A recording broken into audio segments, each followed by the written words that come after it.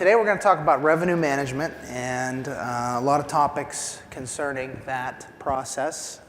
First off, hopefully so far everything's going great for you here at the show. The ISS show is always an awesome opportunity to learn a lot of things from a lot of people.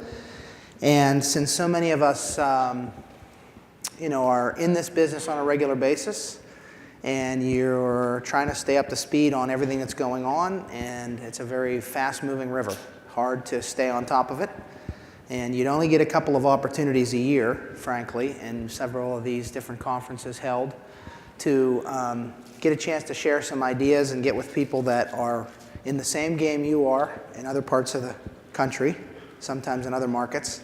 And there's a lot of sharing that goes on. It's a great industry for that. Not every industry does that. So today we're going to talk about revenue management. It's something very, very important. I mean, the focus of this conference is the customer experience.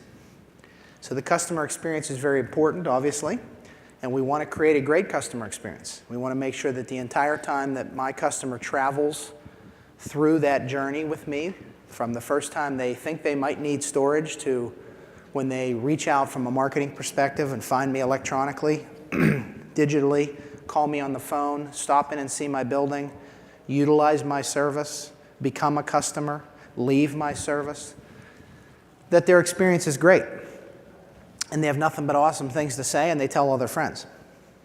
But along the way, I also have to make some money. Otherwise, I won't be there very long. So we're going to talk about that side of it. From data to dollars. That's an awesome title. I didn't come up with it. So I want to make sure that Johnny said about this, the Overtime with Experts. This is something they're doing new this year. So Andros is the name of the ballroom right up the street here where you can hang out afterwards if you have further questions. All right, so here's the concept. What I want to talk about here with revenue management, there's a lot of techniques in revenue management. Some of you guys are doing a lot of them. Some of you aren't doing all of them. The bottom line is I'm a small operator, just like many of you. We don't have the budget or the technology or the personnel to do things that the public companies are doing, or maybe even the top, 15 to 40 operators. When they produce the list of the top operators, some of them have resources we don't have.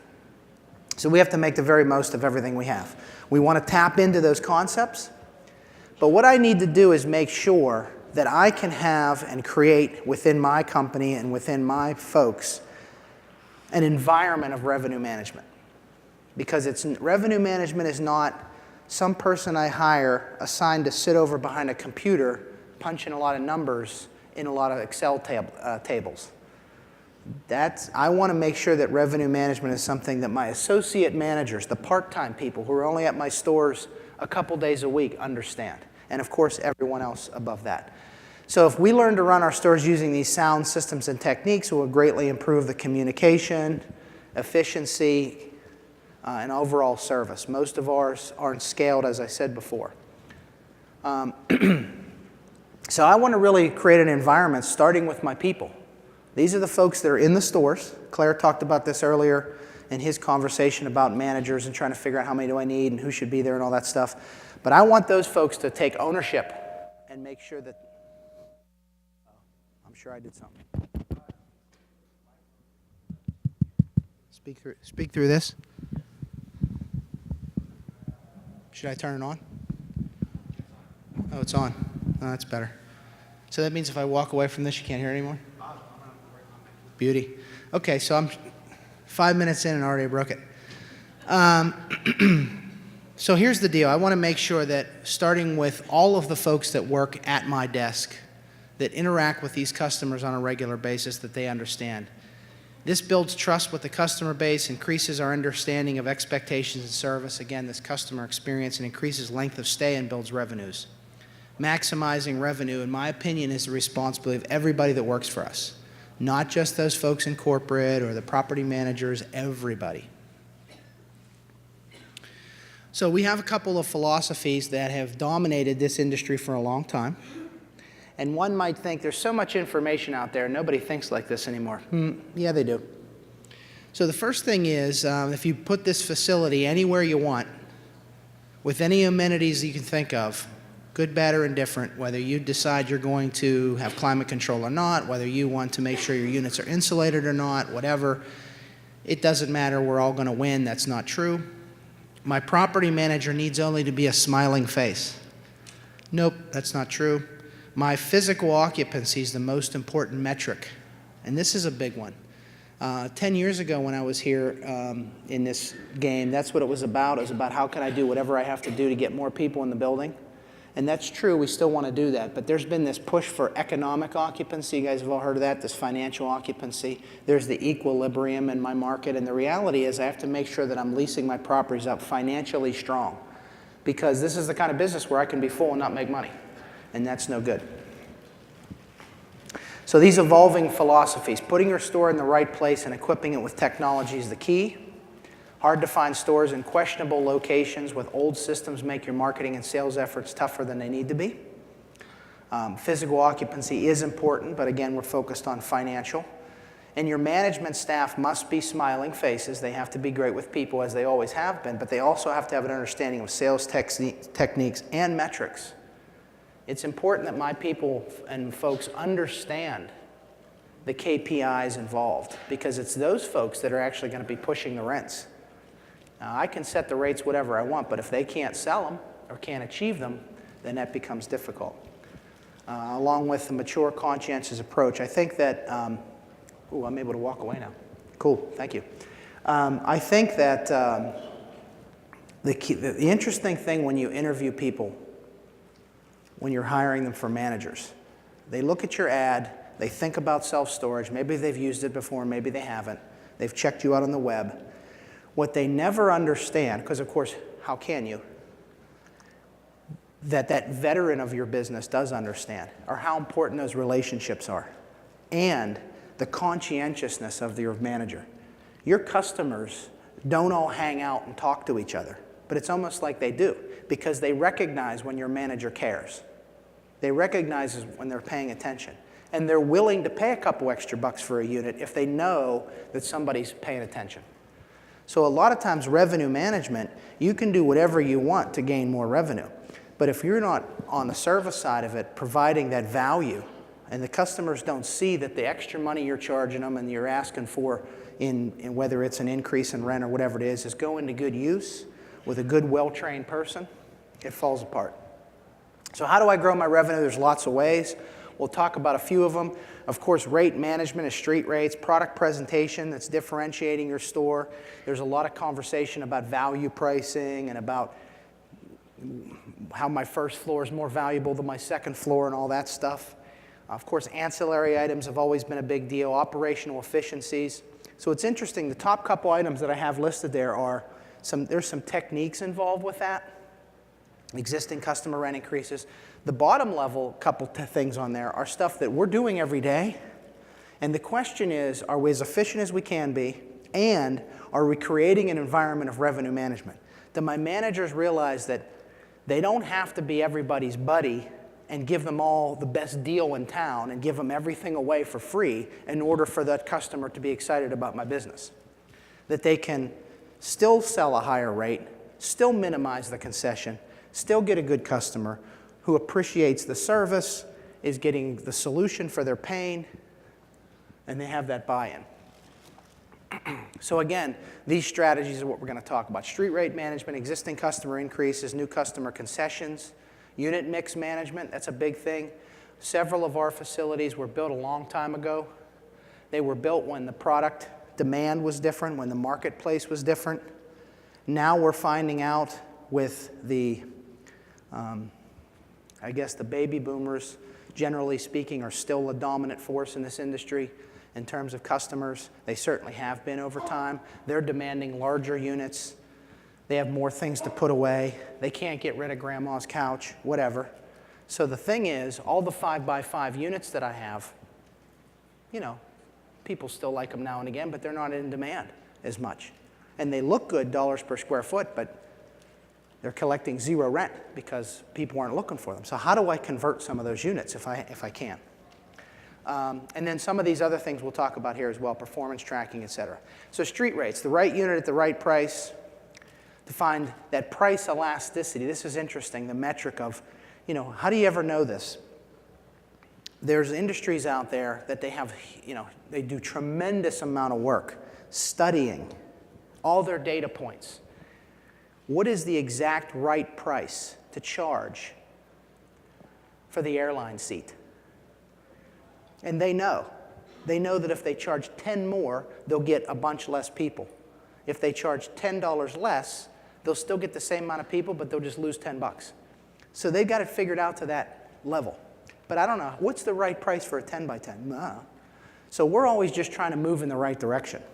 And the idea here is we need to make sure we figure out and work on trying to figure out how we can do that. So considerations for street rates, you have to take a look at your competition and your market position. Market position is a big deal. What is your brand? Do you want to be the highest priced guy in town? There's nothing wrong with that. It's a great place to be. You certainly don't want to be the cheapest guy in town. Are you somewhere in the middle? If you want to be amongst the leaders in prices in your market, great. Does your building stack up to that? Does your team stack up to that? Does your service and offerings stack up to that, et cetera? Which season are we in? Physical occupancy, forecast demand, all these kinds of things do go in. There's your software will produce reports that will allow you to see length of stays and which units are more popular. Right now it's April. I have a lot of 10 by 15s available. I might think to myself, now's a good time for me to do something crazy and offer some concession. But if I would look and do the research, I'd find out that by mid-June, they're all going to be gone historically. So there's no need for me to do that because, I can use that forecasting data. And what we're talking about here is a lot of really simple stuff. You guys know this, some of you do. You walk around the trade show later. There's organizations out there that have software products that a lot of times plug right into your management software. They might be right for you, they might not be. Sometimes they're expensive, sometimes they're not. They use and crunch the data within your database of your tenants in ways that are amazing. And they help you come up with this. But even if you don't have that, most of your software still will allow you to come up with this stuff. And you have to pay attention to it all the time. You have to constantly be looking at it. You don't have to have a guy who sits behind a computer all day long, does nothing but, depending on your size and where you are. But you certainly have to pay attention because rates are changing a lot. Back in the day when I started, 10 years ago, whatever it was, 15 years ago, we used to be able to kind of set rates in the spring and then let them go. You can't do that. You just cannot do that. You're going to find out the competition's changing rates, especially if you're competing against anybody that's sophisticated, any of the public companies for sure, but even any of the larger operators. And you guys know this. They're doing things that are crazy all the time, and you have to stay with it. You have to stay with it. So push rates. Now, sometimes software programs will offer some of this like market rate adjustment. Push rates is a SiteLink thing. We're SiteLink users. There's lots of other examples out there. So the key is I set the rate for this unit based on a bunch of stuff. And then based on occupancy and various other factors, this rate can get massaged around as as I sell and as I have move-ins and move-outs. So the key is this. My standard rate for the unit's $100. My push rate's 105. The reason why it's 105 is because I set up the thresholds in the system, and I want it to push the rate 5%. The key is this. Is my manager able to do that? If he's selling the unit or he or she's selling the unit for $100, then everything I put in the computer doesn't matter. So I have to make sure, again, why I have to start with those folks. The other thing is discounts. It's not always a great strategy. Sometimes all you do is lose money. You discount your rate, and you don't sell any more units. This is an industry where trying to create demand isn't easy. There's X amount of demand out there. What's your share of it? What share of the 10 by 15 demand are you getting? And you can do some things to change that maybe, but is that sale going to motivate that person to get up off the couch and become a renter? Probably not. So we have to make sure you understand how many additional rentals will I need to justify this. But it's really a trial and error. We have this little crazy story I have down at the bottom. Most of you guys understand who the aggregators are, Sparefoot being one of the biggest ones. If you have a more sophisticated software, they'll plug right in and pull real-time data. So we were doing some rate changes, and we made a mistake. We had a unit we wanted to charge $113 for, and we forgot the 100 part. So what happened was we instantly got a ton of phone calls. People asking, like, and actually was Sparefoot calling us going, is this right? You really offering that unit for $13? And we thought, no. But we thought to ourselves, you kidding me that fast? Everybody was crazy about it? So we did a flash sale. We didn't do it for $13, but we did put a crazy price on it. And I think more than anything, it was an idea where we had a unit type that was a little odd, that kind of, somebody thought was going to be a good idea to fit in there, and maybe the way the guys sell it, there's a little bit extra than we need. And so we did this kind of crazy thing with it. We called it a flash sale. We got marketing behind it, and we actually ended up moving about 10 of those units that month. So it worked out. But that's just something that came upon us accidentally, but it worked out. But those are some of the fun and crazy things you can do with rates to try to get some things moving. So existing customer rent increases, everybody know what this is at this point in time. We all know why we should do this. This is my current tenant. I need to be able to, after a period of time, evaluate this person's rent and potentially change it. You could lower it. Most people don't. Most people raise it. And there's different schools of thought. Some people do it every 5 months, 7 months, 9 months, 12 months, whatever. I would suggest that if you're doing it every 12 months, you're probably not doing it often enough. I know a lot of times, again, the old school mentality is if I do this, people will move out. I don't want anyone to move out. They're not going to move out. For $5, $10, it's not worth it. It's a pain in the butt to find buddies and get a truck and all that stuff. They're not going to do it. So they're going to stick around. You're going to find out that it's $10 this month, next month, next month, next month, plus everybody else you do. It's an important technique. Your software may allow you to set some automation to this, but you always have to try to evaluate on a case-by-case, especially, and this is where your managers have to be involved, if you choose to do it this way. Sometimes companies take that out of the manager's hands and they make corporate do it, so the manager never knows what the increase is. That works sometimes. If you're in a smaller operation, your manager's probably involved. And your manager has to understand that this is revenue. And they need to be comfortable with pushing that 7, 8% increase, if that's what is out there. And be prepared if Mrs. So-and-so calls and has a problem with that. And understand and be comfortable with that. And I think that, when it may not happen right away, but as you work on that and you train them, you're going to find out that you think 7%, they say 10. Okay, great, let's do it. So you'll find out that they'll be on board and they'll be advocates for it. And what the big companies have the power to do is, if they gave this person a discount through Facebook and they came in on a 15% discount, they know that. So they're able to hit this customer with a bigger percentage when it comes time to do a rent increase. You may or may not have that capability to track that. It's not easy sometimes.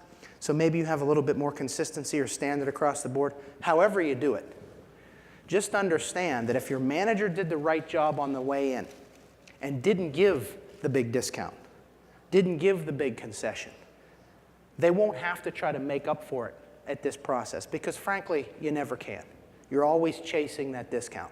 So it's best if we are strong with our rates on the way in, and then we have a consistent, aggressive, but fair and reasonable process here.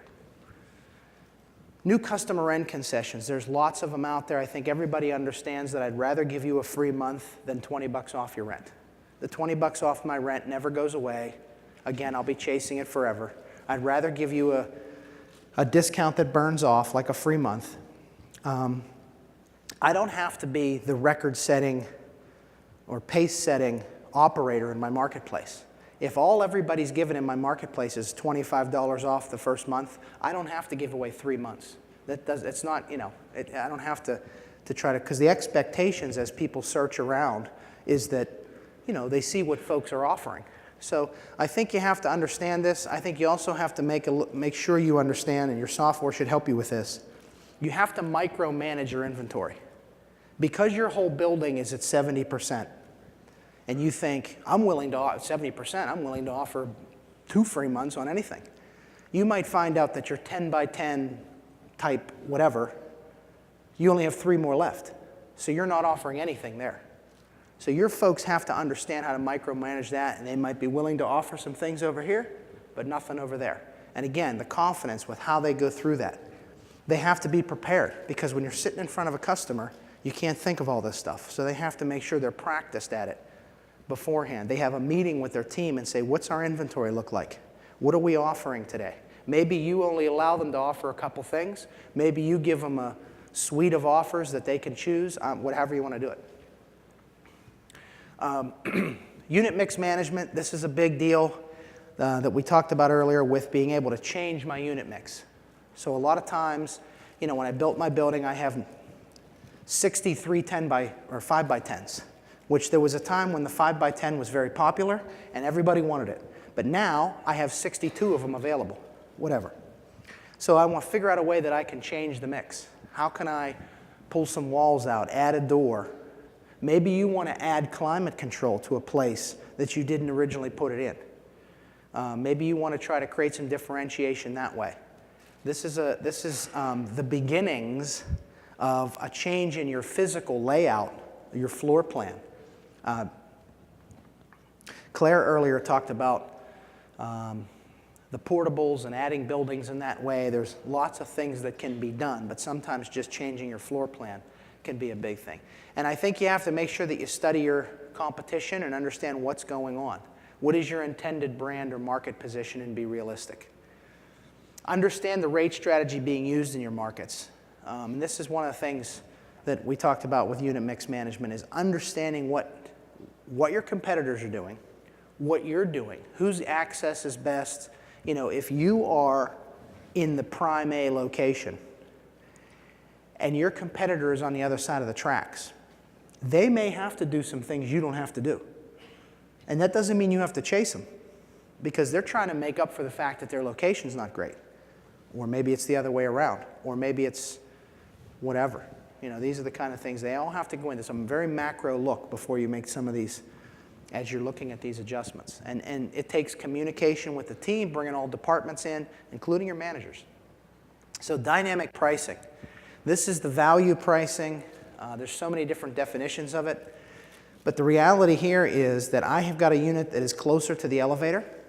I've got a unit that is on the first floor. I've got a unit that there's a perceived value of that unit over another unit of the same size and configuration. So again, depending on your operation, there are software programs out there that do this, and there's different even schools of thought within all those guys. Some of these software programs do a lot of forecasting where they say, you know, we're going to try to maximize the price you can charge for every unit. Some of them like to create the differentiators because they're trying to create a differentiated value. All of that sounds good, and it does work. But where the rubber hits the road is, can your manager, in a presentation of as they're touring the property with a customer, sell the differentiation? Can they create the implied value? Because here's the thing. Airlines do it. Hotel places do it. You know, I have to pay a couple more bucks to sit in the aisle than I do in the middle. So I have flown on a couple planes enough to know why that is. And the reality is there are some people out there who will pay whatever it takes to not sit in the middle. And if it means a $5 to $10 upgrade, they're in. There are folks that will pay the extra money to get on the plane first. Some are going to say, that's crazy, I'm not doing that. I don't care what seat I'm in. Okay. The cool thing is it's the choice of the customer. So your manager has to be able to understand their inventory and present it in such a way. Now, of course, can you go through your floor plan and set it up that way and actually categorize each unit as a high value, low value? Sure you can. You can do all different kinds of things. You know, the real push right now when I look at websites, even in my market, is I see a 5 by 10 unit listed 18 times. Because one's on the second floor, one has high access, one's this, one's that, all these differentiations. The customer sometimes can be confused because they don't know anything about storage, and all they know is they need to clear out, the attic. So they don't know the difference between all this stuff. So sometimes it's too much information, and we're trying to present our differentiations on the web. Sometimes that works and sometimes it doesn't. But this mentality is vital, and we see it in every industry. I'm in Pittsburgh, so I find out that if I want to go see the San Diego Padres play the Pirates, it costs me something. If I want to go see the Cardinals, it costs me more. It's the same baseball game in the same seat, same 9 innings. Why do the Cardinals cost me more? Because somewhere along the line they figured out the Cardinals are in my division and it's a rivalry and it's a more valuable game than going to see the Padres. How come it costs me more money to see them on Friday night than on Tuesday night? Same concept, same game, same stadium, same hot dog, because Friday night's a night that's in more demand. And we can go on and on. You guys all know that. How do we create differentiation like that within our tenant base? Within our inventory. That's a key part of this. So that premium unit, and again, the words are out there. You can use different things. We're finding in different markets that there's different vernacular being used all over the place as to how I can try to position for my customer some type of value beyond the size of the unit. So where the unit happens to be, your access. Which one's a value, which one's better access, which one are you willing to pay more for, all that. Which is different than it used to be, maybe, like last week, where obviously I want to charge a higher price for climate control. Some of us put climate control on the first floor because we feel like it's a premium product on a premium floor. Some of us put climate control on upper floors because we think that we struggle to sell upper floors. So if we put climate up there, it'll make everybody go up there. I don't know. Marketing channels. So this is the storage is a neighborhood business. Today's technology is everywhere and buyers are more savvy.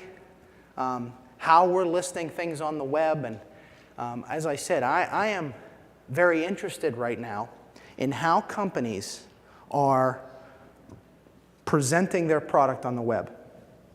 We're way past have a website, have your units, have prices. Of course you have to have all that. If you're still a company out there that doesn't have your prices on the web, I can't help you because you have to. The key is, how do you list them? Do you list every different type you have? I don't know. Do you list 14 different prices for each 10 by 10? I don't know. Some folks do.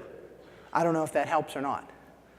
You've got to figure out what works in your market. I tend to think, I'm a minimalist, so I tend to think simpler is better. The other thing is, however you have your units listed on the web and however you're presenting the website to your marketplace, your managers better know that and they better sell the same way. So the customer experiences your website, they see how you offer different size units and types, whatever it is. They see a price point. Your manager's got to keep that going on the phone.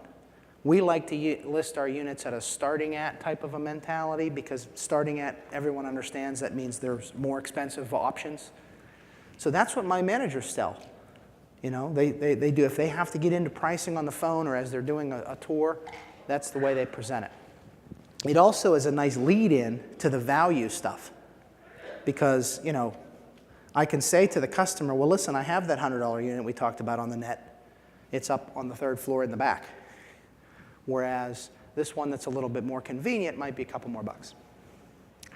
The key is tracking which sources are better at filling that funnel along with the level of price elasticity. So this idea of price elasticity is something interesting. How much can I charge for certain things?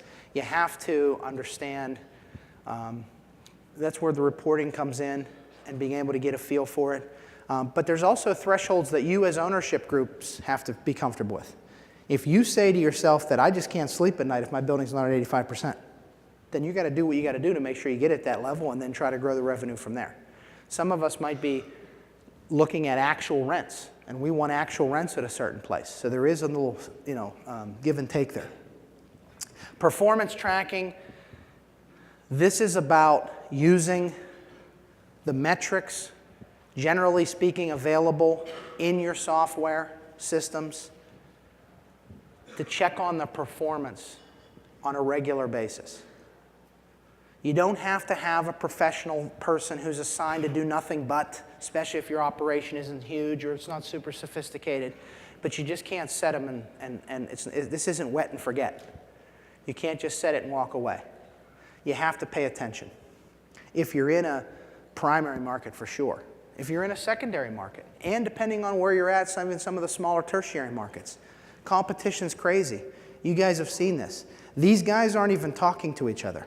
This guy put a building here and that guy put a building there, 2 miles apart, brand new. There's no way they talked to each other and asked, hey, does this make sense for us both to open up within 2 months of each other? But they're here, and so now all of a sudden there's a tremendous amount of product flooding the marketplace. So we have to keep our eyes on this stuff. Because at the end of the day, the revenue, I want to paint my building every X. I want to upgrade the asphalt. I want to make sure I have the newest gate access. I want to go talk to Robert Chitty and ask him what OpenTech's doing and say, I want all the newest bells and whistles. But the only way I'm paying for it is with revenue. So if I'm not making money, I can't do anything to my property. Ancillary products, everybody at this point I'm sure has tenant insurance. If you don't, you should look into it. Whether you use a protection plan or tenant insurance, you have to do it. You know, it's a great little add-on to your offerings. It's something where most companies these days are requiring protection. You're going to find that 70 to 80% penetration of your tenant base is easy to get by on. You're going to be able to charge $6, $7, $8, $10, $12 per program, depending on what you want to offer. You're going to find out that you don't have that many claims, so it's just nice revenue. Merchandise sales, these are the boxes and locks. You should have a program for this. Again, I have revenue managers. So these guys are really, really good people, and they're very conscientious property managers from a physical plant standpoint, but they're also revenue managers. So they understand how to suggestive sell and build this stuff in. All these other things, truck rental, stuff like that, these are all ancillary things. So the last thing we get to here is the sales training. And again, to start to fire back to what we started with. These techniques, there's lots of different ones, and you can get very sophisticated or have a minimal approach to some of this. But it still has to start with those folks in the building every day, working with your customers. And they have to have a revenue management mindset. So you can set that up through training, certainly through bonus programs. These are things that will entice them to focus on the right things, right? And bonus programs are important, and there'll be definitely conversations somewhere in this conference on that. But my folks understand that if they want to get paid more next year, the money's got to come from somewhere, okay? So we are always fair and reasonable, but aggressive. And we look at that in every which way. So the sales training is very important. So it's more than just conversions. Yes, conversions are good. But if the only way I'm converting people is by giving everything away, that's not a good conversion. Okay? So today's manager must be great with people and conscientious. The marketing flow, we talked about this earlier. How's your product displayed and sold on the web? Very important. Don't focus on rates during phone calls. I'm sure some of you guys have different philosophies for how you sell. Generally speaking, focusing on rates is not a great thing. You certainly want to find out more about what the customer's looking for and that kind of thing, and set it up in a way that you don't have to do that on the phone, because it's a lead-in for me to be able to then walk you through my building and present my inventory to you as we find the unit that's perfect for you in such a way that I can create some of these differentiators. And lastly, let's see what time we have. Oh, we're good. The goal is to build a machine that not only looks great, but also contributes to the local community and provides solutions during life stresses. So that's a nice sentence. But I think the whole thing, the machine,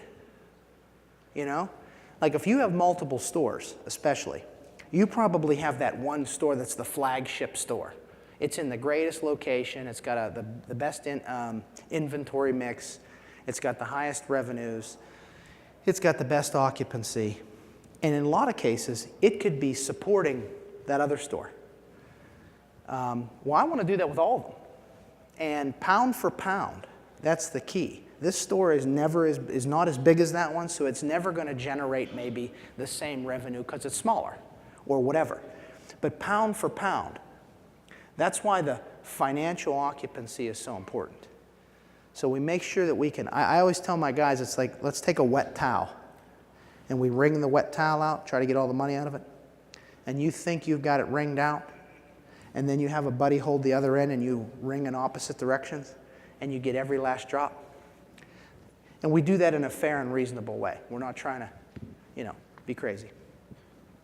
Storage is recession resistant for a lot of reasons, so revenue gains should be as well. Your market right now, we're in a great economic situation. We're at the Mirage because there's more people coming to the show than ever have. So we don't even have to talk about markets that aren't maybe doing great. But even in a scenario where you're finding yourself, as I am in some cases, with a lot of micro market pressure. I have some stores that are in a market where, we're the best player in the market. I have some other stores where there's a bunch of new players, and they know what they're doing. So I'm competing in a very competitive, day-to-day grind, trying to figure out how I can maximize everything. So, these things happen, and we have to be on top of all that kind of stuff. So all these techniques can help you with that. Find the proper mix of ingredients to make a powerful cocktail. So again, it's the right product to the right customer at the right time, for the right price, through the right channel. That sums it all up. Any questions? We might be early. Yeah, a little bit, so we have some time. Does anybody have any questions? Because there's a lot of sophisticated stuff in there, so to make sure.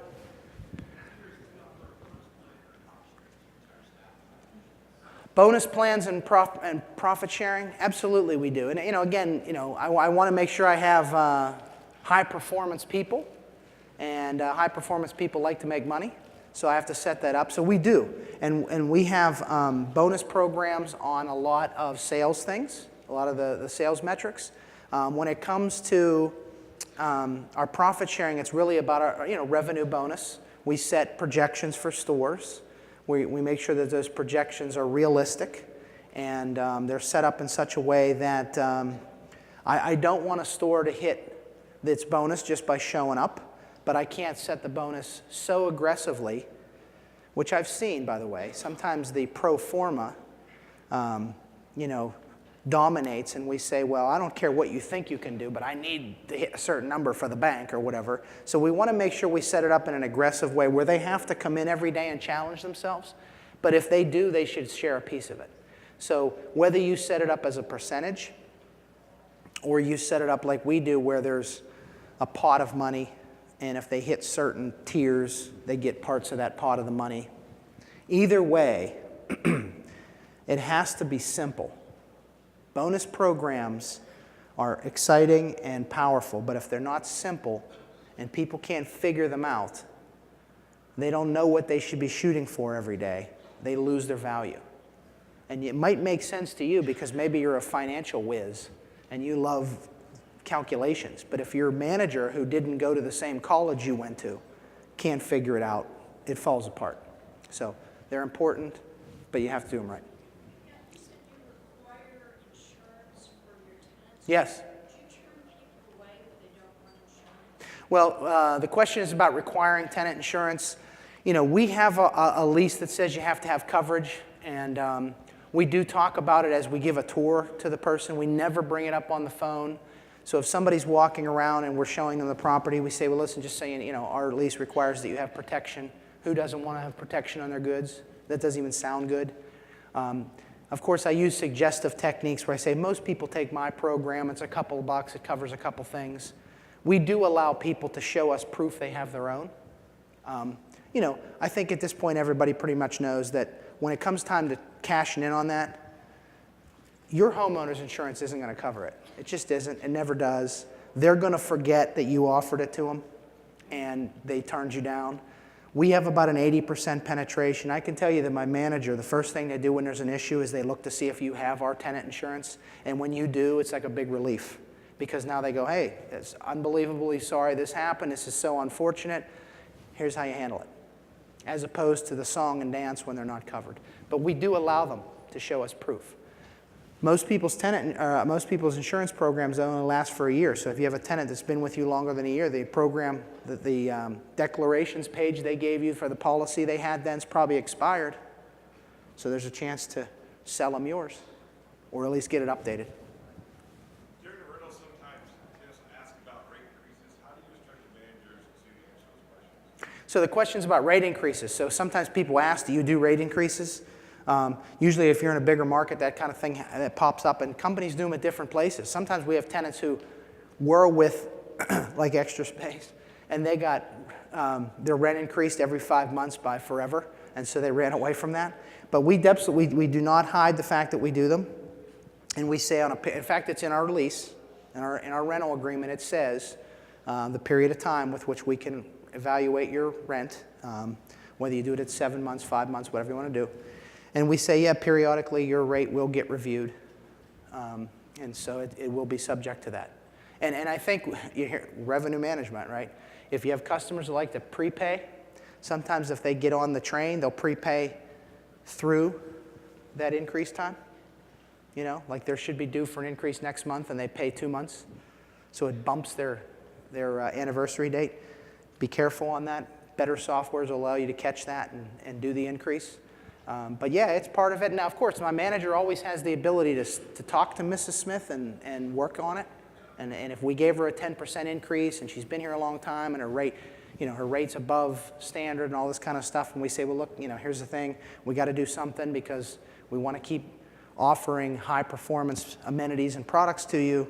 Maybe we'll work on it and give you 5%. So, we've worked and negotiated with a customer before, but we absolutely tell them, your managers have got to be trained because that's the point of attack. And if they get a little weaselly or they go, well, the customer's going to get them. Any other questions? Oh. When you open a new facility, Uh-huh. a certain number of people are going to come to you because you're in proximity to their home. Right, pent-up demand. When you open a new store, you have pent-up demand. Uh-huh. Yes. However, that's not going to fill up your Generally, that's not enough, right? facility. Right. So what marketing techniques do you use and which ones do you find best? So Marcus, when you open up a new property, there's pent-up demand, but how do I go beyond that? So here's the thing, feasibility studies, and you can conduct them in lots of ways. There are companies at the trade show you'll find that'll do feasibility studies for you, and you have to make sure that there's enough demand in the marketplace for what you're going to build. You may have a dream to build a 1,000-unit facility, but if there's only enough demand for 250 units, then that's a crazy decision to build a 1,000-unit facility. So you have to figure that out. But assuming you did all that homework, there's a mix. We would be crazy if we didn't all understand that digital marketing is where everybody is dominating the landscape, not just in our industry, but almost anywhere. So you have to be present on the web. You have to have someone looking at SEO, search engine optimization. You may or may not have to use paid campaigns, depending on what your competition looks like. All those things are out there, but there's nothing else wrong with the old-fashioned go meet the chamber members and get out in there and walk the streets and talk to some people. I tell my stores all the time, you have to have X amount of relationships in the marketplace. It is an X. So based on your location, how long you've been around, how solid your team is, what your competition looks like, your X might be bigger. You may have to have more relationships in the market that help with building that referral program than others. If you're a newer store, obviously no one knows who you are. You have to spend more time letting people know who you are.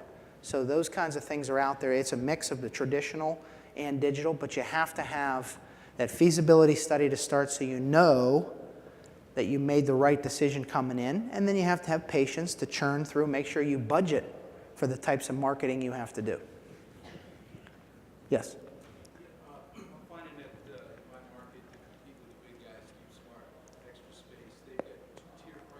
Uh-huh. on the internet. Yes. 15% less if you price shopping on the internet. Right. Or walk in the door, they'll charge you 15% more. So I'm wondering if that's something you recommend, number one. Number two, you more aggressively bump those discounted Yeah. tenants than the other ones. Yeah, so the question is, I'm competing with CubeSmart or any of the REITs, but CubeSmart's famous because they're doing this a lot. There's CubeSmart guys in here, I'm sure. They're doing this all over the place. So they got a brand new building. They're giving you the first month free and a 15% discount if you book on the web. Huh. So how do we compete with that kind of stuff? Well, you know, what I don't want it to be is a race to the bottom. I don't want to offer the first month free and a 20% discount because then who knows what happens. There's ways to beat stuff like that. I recommend that you have a price point that is reasonably in that market, in that area. Now you have to discern your own product. You're competing with them. They've probably built a Class A property and it's huge and it's all brand new and it's all climate control. If you are a smaller operator that offers nothing but the traditional drive-up storage, you're not even necessarily offering the same product they are. So therefore, you have to watch chasing that price point. But if you are in a similar thing, the thing is it's a here's the deal with those guys, with all those guys. They offer a half-decent product at a half-decent price with half-decent service. And their numbers all tell them that it's good enough. And they don't get into they don't have the ability to granularly get down with each manager and talk about relationships in the marketplace and how we can be flexible and how we can be the local guy. That's not their story. So those are ways that you can offer your rate without chasing their discount and still be able to get it. Now, you can't be crazy. You have to be close. Go ahead.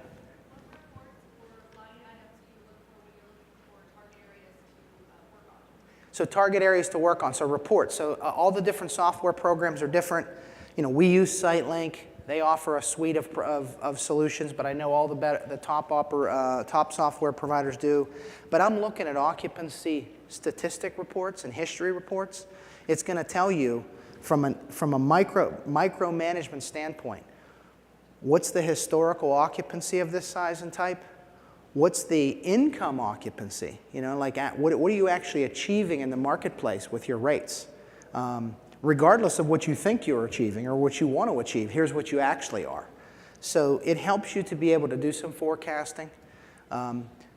Something as simple as just an inventory or a rental activity report can tell you a lot of times what you have available, and a lot of times that's a clue into how your people are selling them, how they're being pitched on the web.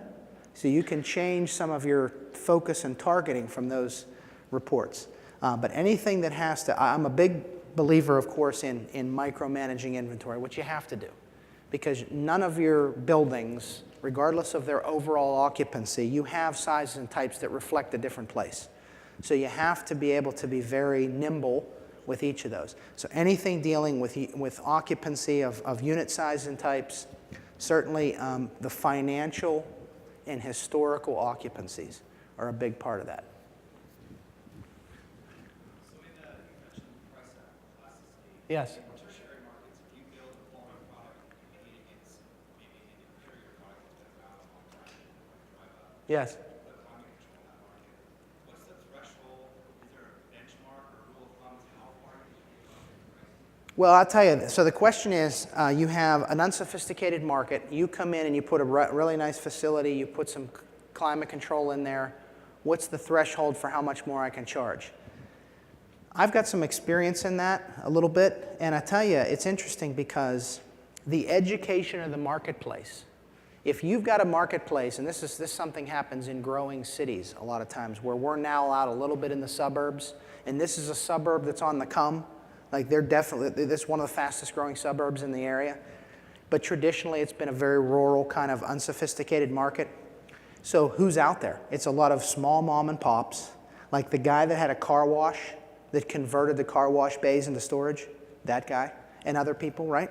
So and he's getting customers. which tells you that folks are, you know, that's what the product is. They're not sure. So now I put a brand new building up and I want to charge climate control rates. But it doesn't resonate right away because people go, wait a minute, this guy's been around forever. I've never used him, but I know who he is, and now I need storage, and he charges $65, and you want to charge me $300. So I think that you have to always, you have a challenge there because you should be able to get a premium. And the premium, you might have to start in a situation where, you know, your premium is 15%, 10 to 15%. Eventually, you'd like to get 35% premium for sure, or even higher. But then you have to look at, if I bring climate control to this marketplace, obviously it costs you whatever it costs you to put it in. You might say a 15% premium is going to not buy it back fast enough. What you want to be careful of is that you bring that product to the marketplace before you've done your research and you don't have, and they're not ready for that. If you see other climate in the market, you know it can sell. It's not like it won't. But there's education that has to happen. So you're going to have to be a little more conservative on the front end until you start to get until it starts to catch on. But eventually we're shooting for 35% is what we want. Do you have any experience in call centers?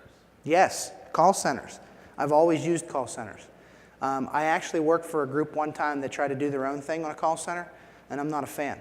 Because I'm not in the call center business. I don't know how to run a call center, and I don't know anything about call centers, other than they're very good and you should have one.